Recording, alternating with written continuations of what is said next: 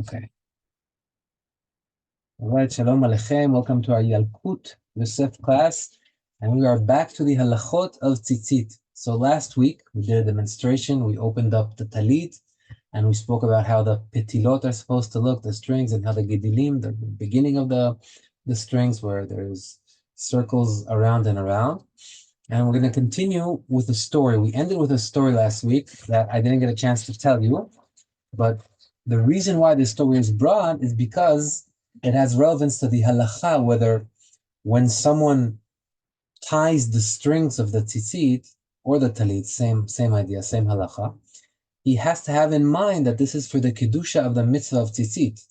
You can't just do it while you're, I don't know, watching a baseball game. It has to be for the intention. So you have to verbalize it. And there's a discussion whether if someone did not verbalize it or did not think about it, what's the halacha? What do you do?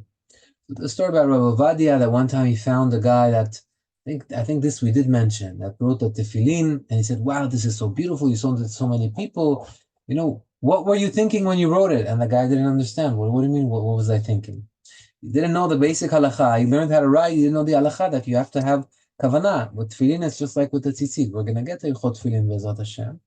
But the same halacha, you have to have in mind the Shem Kedusha, for the mitzvah, for the Kedusha. And therefore he was posed. He said all the tefillin that he wrote are not good. When it came to tzitzit, another question came up.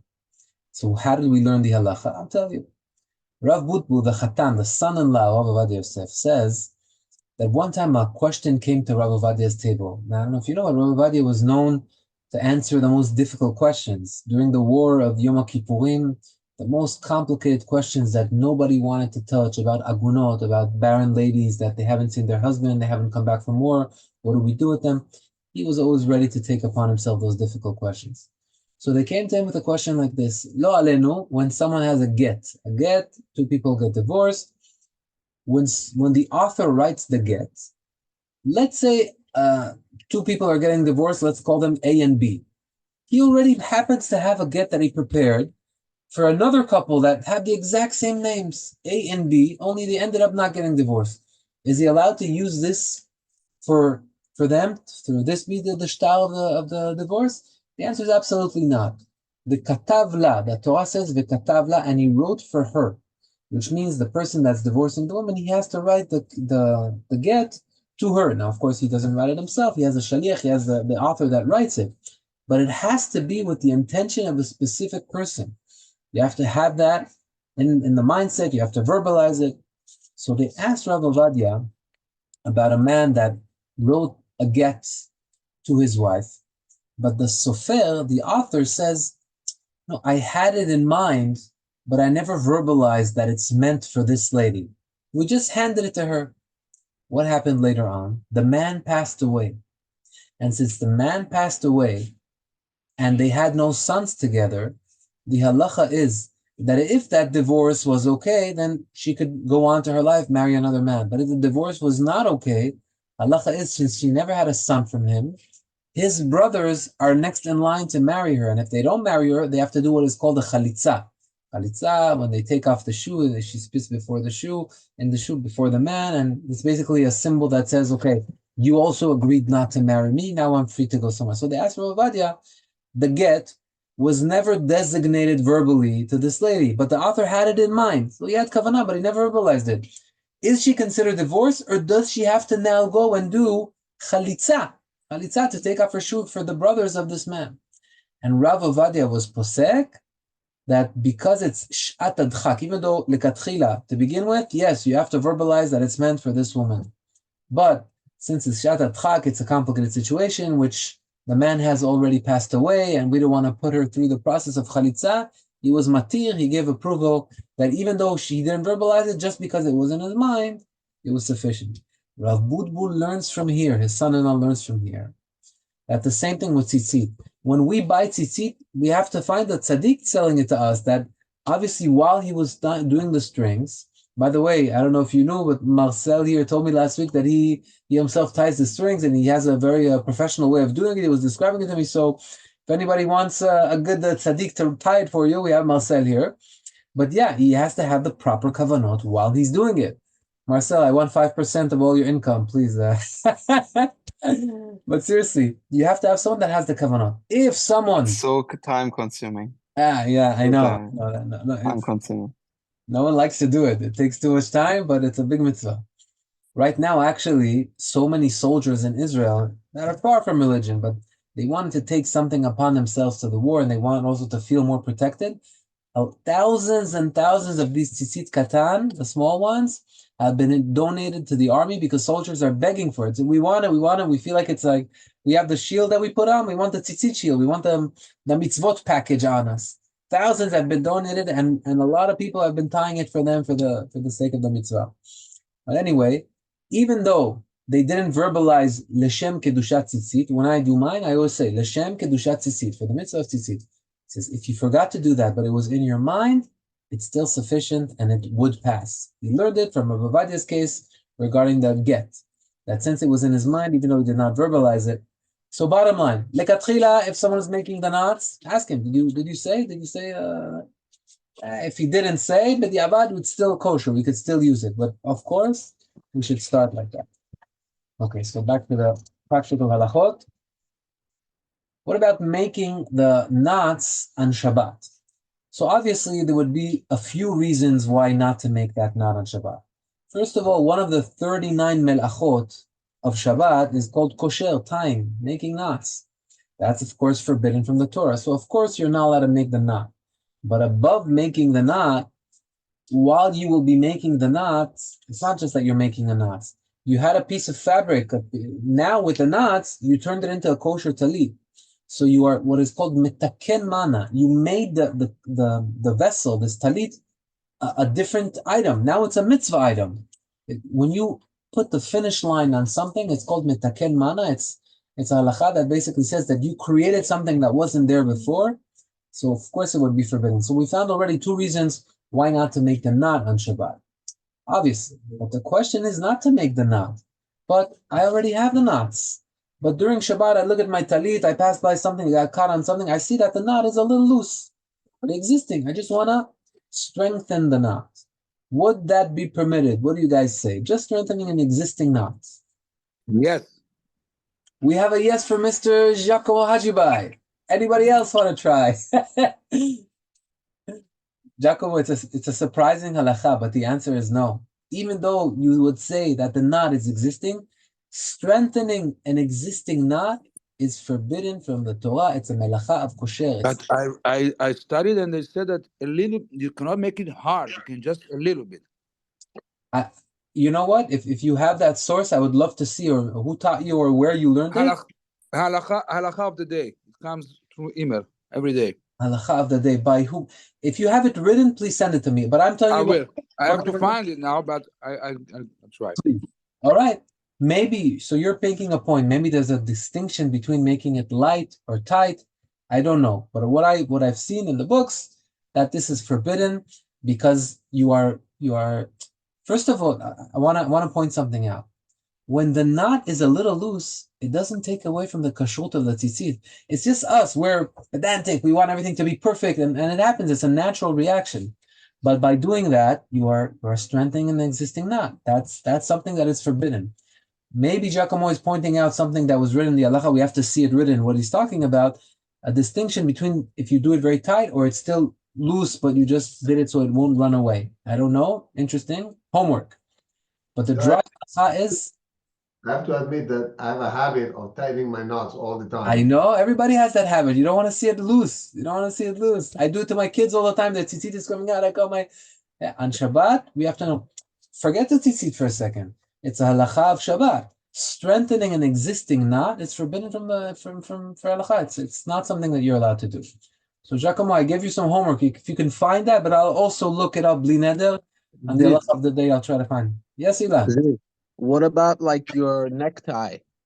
Can you tighten that? Oh, very good question. Very good question. So with neckties, it goes like this. Hopefully one day we'll get to Yalkut Shabbat. We'll learn the melacha of kosher. I wasn't prepared to answer this, but I happened to do some research about the ties. So there's a distinction. Basically, it goes like this. Any knot that is made in order for it to be long-term, and there's a difference between Ashkenazim and Sfaradim, what is long-term. But for us, long-term is over 7 days, okay? any knot that is made over 7 days and is a knot that is a special knot, meaning not just a simple knot, but rather a knot that the Gemara quotes explains what is a special knot. It gives an example of the boat people that they make special knots to tie their boat, to the anchors and all those things, or the camel knot. They give those two examples. But any knot that is special and is meant to last long term, that is forbidden from the Torah. From Chachamim, it's forbidden if it's either one of them. Either it's not long term, or it's not special. But once you made the knot, it is forbidden from Chachamim. What knots are allowed? Any knot that is not that strong that you could open with one hand is not considered a knot. Okay? So when we take out the garbage and we want to make just a swirl around, never do a double knot. Because once you do a double knot, it's considered that you made a knot that you wanted to exist. It's an existing knot. I don't know if you have that in America, but in Israel, there's a taking out the garbage thing. So when we take out the garbage, you can give it a little spin, or you can make just a simple one on top of the other, which is very light that you can open with your hand. But if you tied in a double knot, it's forbidden. Now I'm taking that to ties. A necktie. If you're able to make a necktie, and that's how I make mine, where just by pulling it opens up, then that's not considered a knot. That first of all the neckties are not considered a special knot. These are knots that everybody that wears a tie knows how to do it. You don't have to have special knowledge for it. So that is out of the picture. So already, even if there's a problem, it's going to be a problem from Chachamim. But what do we still have to eliminate? That it's not a knot that is meant to exist. But if I'm a guy that says, oh, my friend, I see you don't know how to make a necktie. Let me make the knot for you. And this knot will be for you now, for your whole life. You'll just open and close. If I make that knot on Shabbat, I made a long-term existing knot. That's forbidden. You're not allowed to do that. So if you're the type of person that your ties are always tied and you just open and close, if you make one of those knots on Shabbat and you're going to leave it closed, it's a problem. But if you make it and you're going to open up on Motzei Shabbat, it's okay. Okay?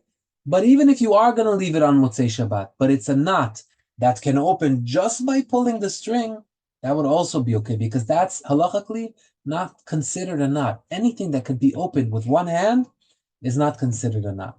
So I hope that clarifies the sugya of neckties. I would recommend to always make the necktie that just opens up by pulling. But if people like doing some sort of double with an end, Windsor, whatever it's called, or you go in and out, where in order to open it, you have to untie it. So you can do that on Shabbat if it's something that you're going to open before Motzei Shabbat. But if you're doing it on Shabbat and you're just going to leave it, then you have already a problem. I hope that clarified. Ilan, you got it? Yeah, thank you, Dave. Okay, let's set up. Thank you. Okay. So regarding the tzitzit, some would say it's a special knot. And obviously, when I'm tightening it, what is my goal? To open it on Motzei Shabbat? My goal is to have it a long-term existing. I want it always to be there. Maybe I'm trying to think out loud with you, and we'll see this inside Be'ezrat Hashem. If I don't do it strong enough, then it's still a knot that can be opened with one hand. Maybe that's the distinction. We're going to have to look into it. B'li neder, next week we'll try to open with this and touch this out. But thank you, Giacomo and Steve for that. Okay. So what is the idea? Why did the Torah tell us to have arba kenafot? Our tzitzit is a clothing item that has 4 corners. What stands behind it? So the rabbi called Hatur. Hatur, he's famous for his book called Arba'a Turim. He wrote 4 Turim, each one on a different part of, we call it Shulchan Aruch, but actually the Shulchan Aruch is based on him. Before Rabbi Yosef Karo, Rabbi Yosef Karo lived 500 years ago, and he wrote the Shulchan Aruch for us. But before him, a couple hundred years before him, lived someone called the Tur. The Tur was the son of the Rosh. The Rosh is one of the 3 great rabbis that Rabbi Yosef Karo always uses to make his Pesakim. He has the Rosh, the Rambam, and the Rif, these 3. So the Rosh had a son, Baal HaTurim, also known as the Tur. And he's one of the greatest poskim. All of the Shulchan Aruch is based on the order. He took all the halachot. Just want to clarify something. In the Gemara, the halachot are not organized the way that we have them in Shulchan Aruch, topic after topic. The Talmud Bavli is called Talmud Bavli, Babylonian Talmud, because it's mebulbal, it's mixed. You have a halacha from here, then a halacha from there. It's very unorganized. The Jerusalem Talmud is a bit more organized, but the halacha is mainly based on the Babylonian Talmud. Unless we don't have a Babylonian Talmud, then we rely on the Jerusalem Talmud. But since the Babylonian Talmud is not so organized, so when the Rif, for example, wrote his halachot, he wrote it according to the order of the Gemara. So when you write it according to the order of the Gemara, it's not so distinct between this topic and this topic and this topic. So what did the son of the Rosh, the Tur, do? He came and he organized all the halachot according to categories. The main category is what we're learning now. There are 4 categories. It's called Orach Chaim. Orach Chaim means everyday items. That's what we're doing. We're learning how to wake up in the morning. We're going to follow by Tzitzit and Tefillin, follow it by Kiryat Shema and Tefillah. There's also Shabbat in there. This is one of the 4 parts of Shulchan Aruch that is the most common, and that's what we are learning right now. So what does this tool tell us? The tool says the reason why we have 4 corners. What does the pasuk say? The pasuk says about the tzitzit, Uritem oto, you should see it, Uzchartem et kol mitzvot Adonai, and through that you will remember all the mitzvot of Hashem. So says the tool, you know why you should have it all around you in 4 corners? So that every corner that you look at, it'll always be there and it will remind you of the mitzvot of Hashem. That's the reason why we have 4 corners. Now, what happens regarding saying a beracha? I'm reminding you just for those of us that forgot. On a tzitzit katan, usually we do not say a beracha. Tzitzit katan is the small one that we put on us, not the big talit. Why don't we say a beracha? Because usually it's not in the criteria that all the poskim agree that is sufficient to say the beracha. If you have a talit like that, I'm just going to remind you quickly, there's a neck hole and then there are 2 sides. These 2 sides together should be an amma, 48 centimeters. And from the bottom of the neck hole and the back until the bottom, another amma here, which is half a meter, 48 centimeters down here and 48 centimeters down there. In order to have that type of tzitzit katan, it's going to be very big. Very few people have that. If you have that, you're allowed to say a beracha on it. So let's say I want to be machmir. I have a relative that is like that. He buys that big tzitzit, he puts it, and he goes to sleep with it. Sorry, Ziv, it has to be wool or it could be cotton also. Beautiful question. So we touched this a little bit last week, but some say that in order for the tzitzit to be from the Torah, and the Torah will of course allow us to make the beracha, then it has to be from wool. However, there are other opinions, like the Ashkenazim, that hold that even if it's from cotton, it will still be a mitzvah from the Torah. La halacha for us, the Sfaradim, if it's not from wool, it's not from the Torah, then do not say a beracha on it. But again, you most likely, most of the tzitzit katan that we see in the market today are not sufficient to say a bracha anyway. We put it on, we are fulfilling the mitzvah from the Torah. Don't get me wrong. If it's made from wool, it's from the Torah. We are fulfilling the mitzvah from the Torah. But in order to say a beracha, you need to have everybody agree. So we won't say a beracha. I gave the example once. You want to put on tefillin and you don't say a beracha. So is there a problem with the tefillin? You put on tefillin, you made a mitzvah. You just didn't say the beracha.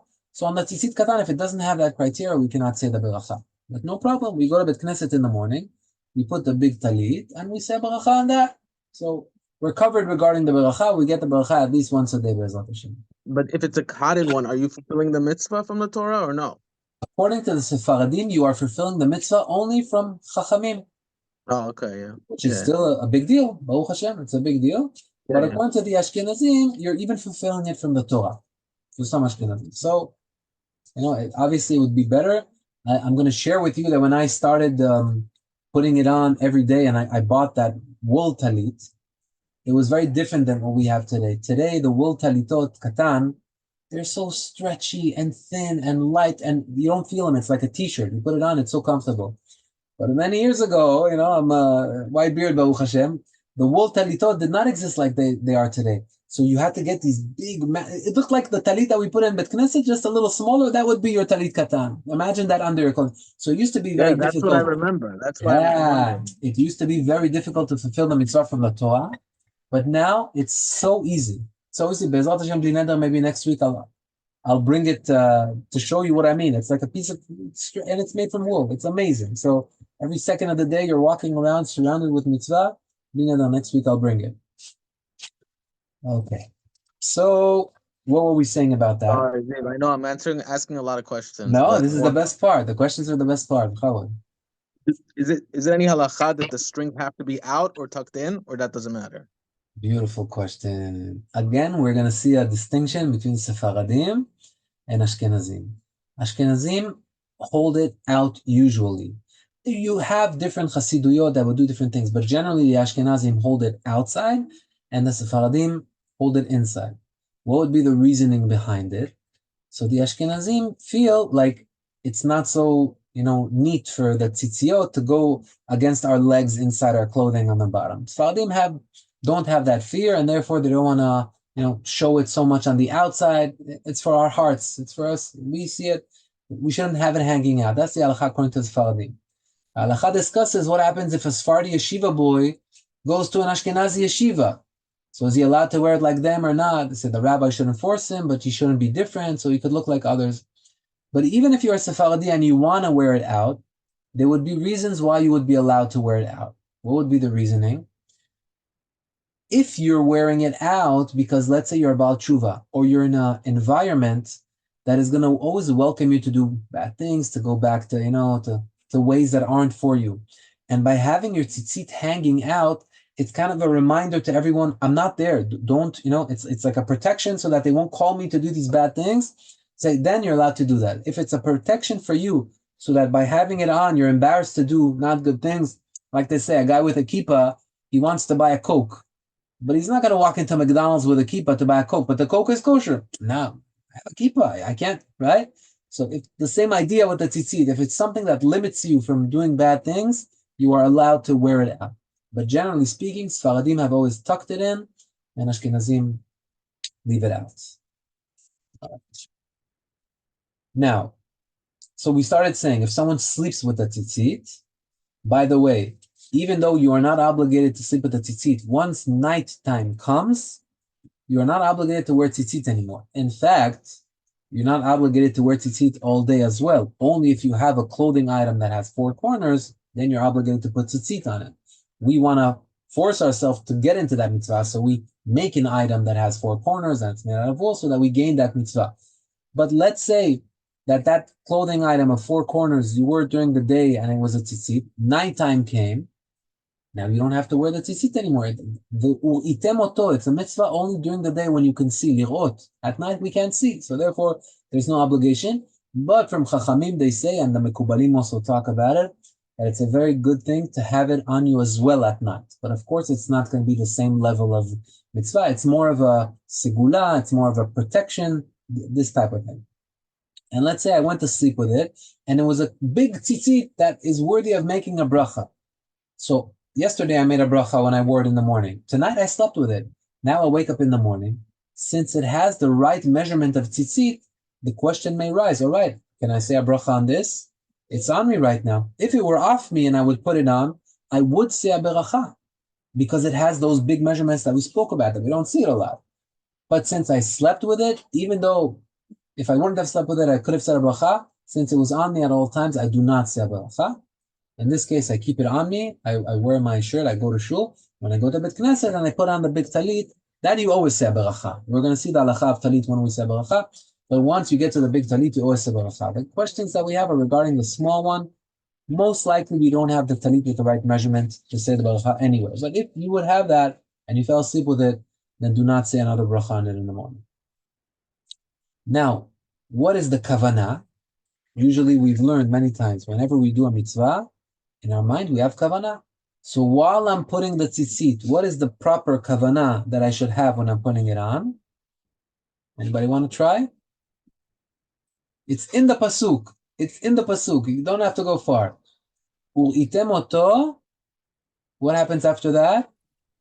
Zchartem et kol mitzvot Adonai. And you shall remember the mitzvot. When I'm putting it on, my kavana should be, wow, I'm looking at this tzitzit and I'm remembering all the mitzvot of Hashem. That's the kavana that we're supposed to have when we put it on. And what happens if I didn't do that kavana and I'm already in the middle of a Pesukei de Zimra, I'm reading Baruch Shama, and I never had that kavana. Have the kavana now, no problem. As long as it's on you, it's long lasting, you can have the kavana now. It's not a problem. It doesn't hold you back from doing the mitzvah, but obviously at any point that you remember, have that kavana. Usually it happens in Kiryat Shema, if we forgot in the morning to have that kavana.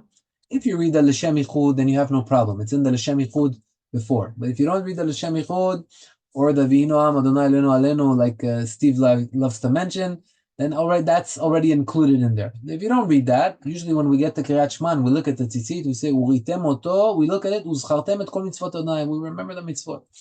But if you want to do it from the beginning, when you put it on, have in mind, I'm doing this now to remember all the mitzvot of Hashem.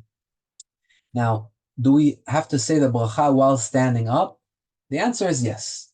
There are many mitzvot that the pasuk says about them, lechem.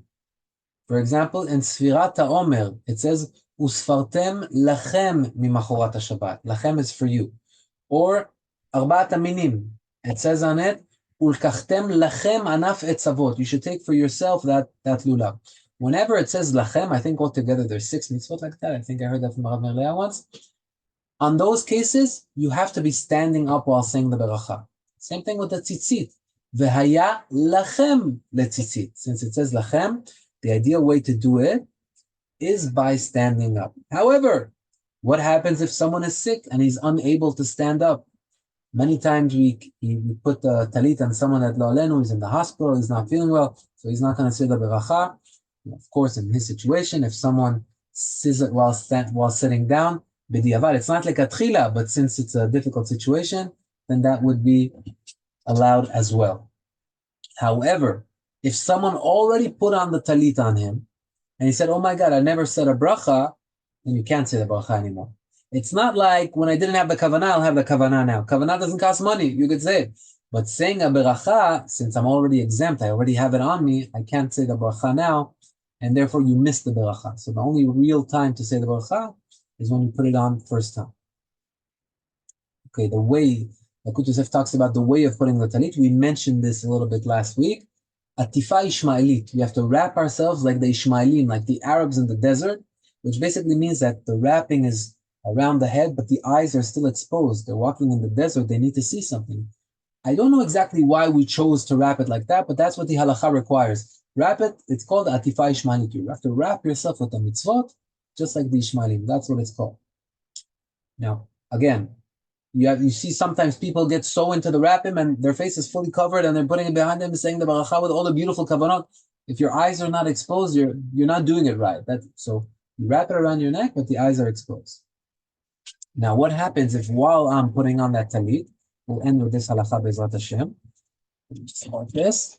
While wrapping on the talit, I hear Kaddish, Kedusha, or Amen. So a little bit like when we learn the halachot of Hashkamat HaBoker, if someone is Asher Yatzar in the middle or Nitilat Yadayim, is he allowed to answer Amen? He didn't wash his hands yet. Yes, very good, Steve. So it's the same idea here. I made the mitzvah. I said, Baruch ata asher kiddishanu mitzvot tzivon tatef betzitzit.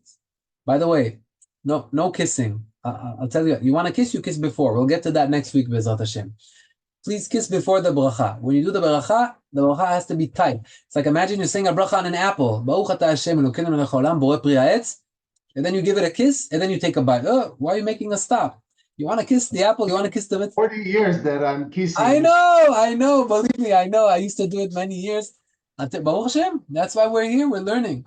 Mishnah Berurah says that if somebody does not learn the halachot of Shabbat, he says, at least 3 times, I think that's the criteria. He says, Biyodin, it's for sure that we're Mechalel Shabbat. Unless we learn the halachot, we'll never know them. So now we're learning the halacha. Where's the source from this? Be'ezrat Hashem bli neder. Next week we're gonna talk. Now is a minhag. You're talking about the kiss. Yes. Again, the kiss is not a problem.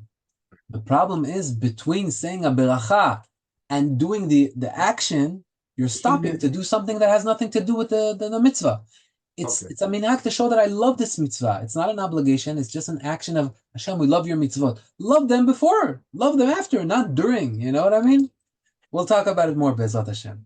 But let's just finish with this. So when I put on the talit, I say Asher Kiddushanim Tzivon Tatef B'tzitzit. Even if I hear 100 Amen, Kaddish, Kedusha, as long as I did not do stage 1. Stage 1 is wrapping it around my head before I lower it on my body. As long as I did not finish with stage 1, don't answer to anything. Once you finish stage 1, and now you're adjusting it to lower it on the rest of your body, and you hear Kaddish Kedusha, you should answer Amen. That's the right order. If b'diavad, you did answer Amen before you fully wrapped your head, which sometimes happens because if people are saying Kaddish or something, it's so natural to answer Amen.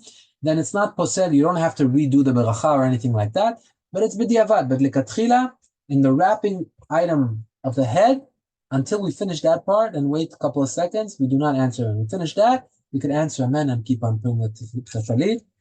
But we'll continue from this point next week, Bezrat Hashem. All right, great shiur, Rabotai, Chazak u'Baruch. So we have homework. We have homework with Giacomo Bezrat Hashem, and I have homework also to bring. Halacha Yomit. You know Halacha Yomit? Halacha Yomit. There are many Halacha Yomit, but I'm gonna try to look at a broad perspective, see different poskim on this, Bezrat Hashem. Okay. And we'll bring you the little kosher tzitzit for next time, Bezrat Hashem. Thank All you. right. All the best, Thank you. kosher. Bye. Bye-bye.